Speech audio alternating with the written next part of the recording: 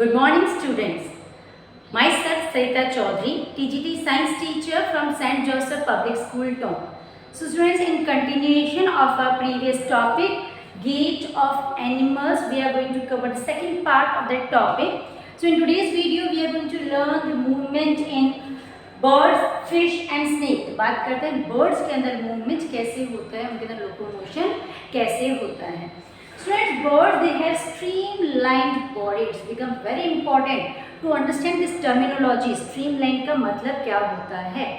A body which is narrow from the top and the bottom, जो top से और bottom से बिल्कुल narrow हो, and which is broad from the middle portion. Such kind of body is called as a streamlined body. You all must have float the paper boats in the rainy season. आप सबने rainy season के अंदर paper boats को बना के उनको swim करवा के float करवाने की कोशिश की होगी on the surface of the water.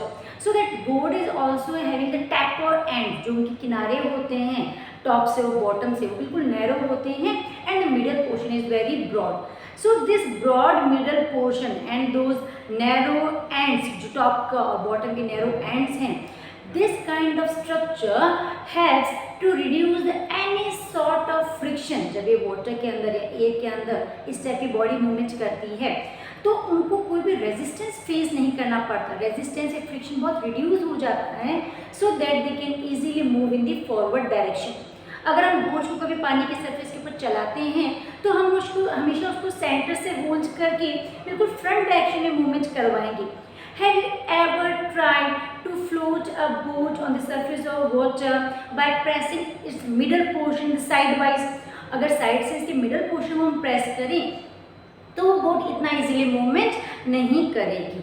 Simple सी चीज़ है. अगर हम आयरन नेल की भी अगर बात करें तो if we have to insert that iron nail in the wall तो हमेशा उसकी जो पॉइंटेड एंड है उसको हम वॉल के सरफेस के ऊपर अटैच करते हैं and we hammer the surface which is broad, जो पीछे वाला ब्रॉड पोर्शन होता है वहाँ से उसको हम हैमर से स्ट्राइक करते हैं. तो आगे से कोई चीज़ जितनी थिन होगी, नैरो होगी, वो इजीली एयर वेव्स को और वाटर वेव्स को कट कर सकती है फॉर द फर्दर मूवमेंट. तो जैसे बोट की शेप होती है, same kind of shape is present in the body of the birds जो उनको हेल्प करती है मूवमेंट के अंदर. There are some other adaptations, other features present in the body of the birds which help them in the further movement. Let's see what those adaptations, those specific abilities or features present in the body of the birds. These are birds, they have the hollow bones. उनकी जो bones होती है, जो उनका endoskeleton है, those bones are hollow from inside. वो अंदर से खाली होती हैं. And what is the reason behind that? क्यों अंदर से hollow हैं?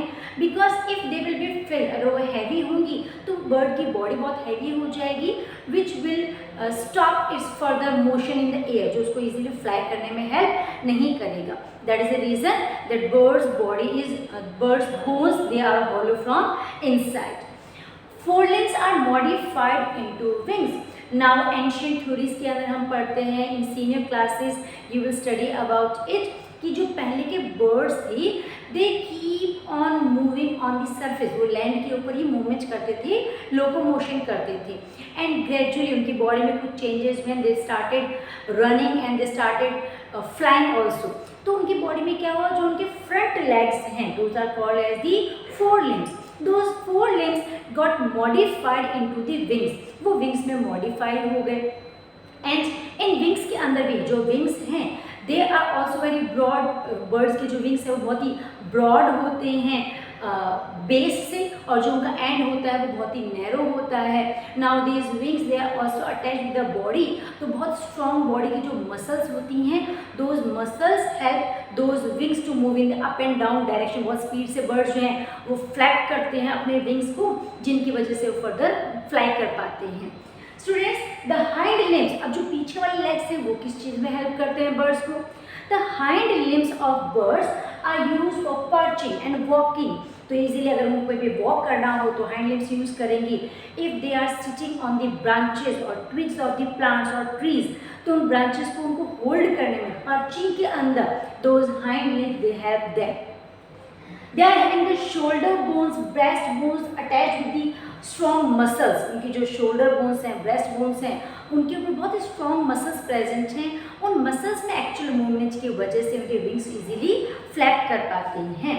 And air sacs connected to the lungs, साथ में एक और फीचर प्रेजेंट है बर्ड्स की बॉडी के अंदर कि उनके लंग के साथ एयर सैक, छोटी बैग लाइक स्ट्रक्चर्स होती हैं जिनके अंदर एयर फिल रहती है, जो अंदर से होलो है। तो जब किसी चीज़ में एयर, जनरली आपने देखा होगा जब हम when we don't know how to swim in water, जब हमें स्विमिंग नहीं आती है तो we usually use the tyre tubes, हम एयर फिल टायर ट्यूब्स को यूज़ करते हैं।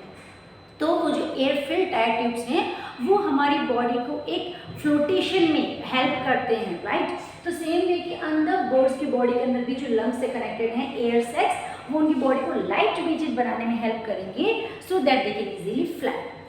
After discussion on the movement of birds, let's see how fish, जो फिश के अंदर मूवमेंट होता है वो कैसे होता है। एक चीज़ और यहाँ पे हम डिस्कस कर लेते हैं students, that all the bird they can not fly, they are certain birds like ostrich और penguins, they use to walk on the surface, वो सरफेस के ऊपर वॉकिंग करते हैं। सम ऑफ द बर्ड्स जैसे स्वैन है, it is found in the water, वो water के सरफेस के ऊपर फ्लोट करता है। And for that purpose they are having the special kind of adaptation, जो उनकी क्लोपॉज हैं वो वेब्ड पॉज होते हैं जिनसे काफ़ी सरफेस ब्रॉड हो जाएगी और वो इजीली फ्लोट कर पाते हैं on the surface of water. Finally बात करते हैं फिश के अंदर मूवमेंट कैसे होता है। सेम वे जैसे बर्ड्स की बॉडी होती है, बोट की हमने शेप की बात की है, in that same way the body of fish that is also streamlined, वो भी स्ट्रीमलाइंड होती है, दैट मीन्स नैरो और टैपर्ड फ्रॉम दी टॉप्स और बॉटम, जो किनारे हैं वहाँ पे टैपर्ड एंड होंगी, उनकी नैरो एंड्स होंगी, and the middle body is having the broad, काफ़ी ब्रॉड होती है। So this kind of shape हमने बात कर ली बर्ड्स के अंदर। अगर वाटर के अंदर, एयर के अंदर मूवमेंट करना है तो स्ट्रीमलाइन बॉडी जो होती है वो फ्रिक्शन को रिड्यूस करती है, इजीली मूवमेंट करने में फ्रंट डायरेक्शन में हेल्प करती है। What are the other features present in the body of fish which help them in movement? Presence of scales on the skin reduce friction. अब fish की body में बहुत छोटी छोटी स्केल्स प्रेजेंट रहते हैं। जब भी आप डायग्राम ड्रॉ करते हैं तो you keep on drawing this way, fish के ऊपर ऐसे आप छोटी छोटी से स्केल्स बनाते हैं, right. So these scales they further reduce the friction, वो भी फ्रिक्शन को, फ्रिक्शन क्या है, is a kind of force which stops, which prevents the smooth motion, right, जो किसी चीज को मोशन में रोकता है, इस टाइप के फोर्स को हम फ्रिक्शन कहते हैं। तो presence of these scales it reduces the friction, friction को कम कर देता है so that fish can easily swim in the water. Presence of strong muscles and swim bladder, अब इनकी जो मसल्स होती हैं वो बहुत स्ट्रॉन्ग होती हैं, इनकी बॉडी के अंदर भी स्विम ब्लैडर प्रेजेंट है जिसके अंदर एयर प्रेजेंट है, जो उसको easily when the fishes they are not swimming, जब वो स्टेबल होते हैं एक जगह पे तो उनकी बॉडी सिंक ना हो जाए वाटर के अंदर, तो उनको हेल्प करने के लिए they are having the swim bladders in their body. अब बात करते हैं एक्चुअली कि मूवमेंट वो किस टाइप से रहा है in the body of the fish. So students, fish they generally use to move in the curved path, थोड़े से कर्व पाथ के अंदर मूवमेंट करते हैं। एंड कैसे करेंगे वो, they are having the tail, उनकी एक बहुत ही ब्रॉड मस्कुलर टेल प्रेजेंट रहती है, उनकी बॉडी के ऊपर ये इस टाइप के फिन्स प्रेजेंट रहते हैं। सो टेल क्या करेगा, first of all tail helps in the real locomotion in the water. सबसे पहले जो फिश की स्ट्रेट बॉडी है उससे ये क्या करेंगे, इनका जो टेल पोर्शन है it moves in the one side and upper portion moves in the other side, इस तरह से कर्व बन जाता है एस शेप के अंदर, right. And immediately with the help of the strong muscles present in the body, वो अपने टेल को ड्रैग करते हैं इन द अदर डायरेक्शन और जो फ्रंट पोर्शन होगा वो टर्न हो जाएगा in the opposite direction. So in this way the curved path the fishes they keep on moving. Then what is the function of these fins, in fins की क्या function होता है इनकी body के अंदर, they also help to balance their body, वो पहली बात तो उनको बॉडी को बैलेंस करने में हेल्प करते हैं। And these fins they also help fish to change directions, जब उनको डायरेक्शन चेंज करनी होती है तो उसमें ये फिन्स उनको हेल्प करते हैं। So this is how a fish moves in the water, वो वाटर के अंदर मूवमेंट करते हैं। Let's see how snakes move, snake की बॉडी के अंदर मूवमेंट कैसे होता है।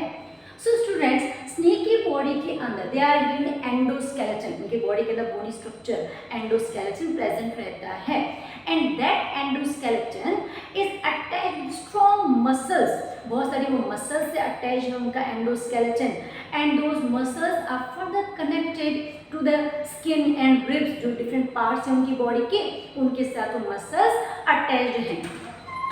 Muscles of the body of a snake doesn't matter they are present far away, बहुत दूर दूर भी अगर present हैं still they are interconnected with each other, right? So movements हो कैसे रहे एक्चुअली इनके बॉडी के अंदर, body curves into many loops, इनकी जो स्नेक की बॉडी है वो बहुत सारे लूप्स के फॉर्म में कर्व होती रहती है। तो इन लूप्स की फॉर्म के अंदर snake can never travel in the straight path, ये कभी स्ट्रेट लाइन में मूवमेंट नहीं करता, it travels in the curved path. तो ये लूप्स इनकी बॉडी के अंदर प्रेजेंट हैं, जो बहुत सारी मसल्स प्रेजेंट हैं एंडोस्केलेटन प्रेजेंट है, उनकी वजह से स्ट्रॉन्ग पुश होता है ओवर द सरफेस, वो सरफेस को लैंड को पुश करते हैं और कर्व्स की हेल्प से वो फर्दर डायरेक्शन के अंदर स्नेक मूवमेंट करता है। Now, though they are moving in the loop form, curve की फॉर्म में मूवमेंट तो करते हैं, बट ये लूप बहुत स्पीड से चेंजेस हो जाते हैं, that's why speed of snake is very fast, बहुत स्पीड से मूवमेंट करते हैं। So in today's video students you learn how snake, fish and birds they show the locomotion in the water. So here we completed our this chapter number 8, body movements. In next video see you with the next chapter. Till then, thanks for watching.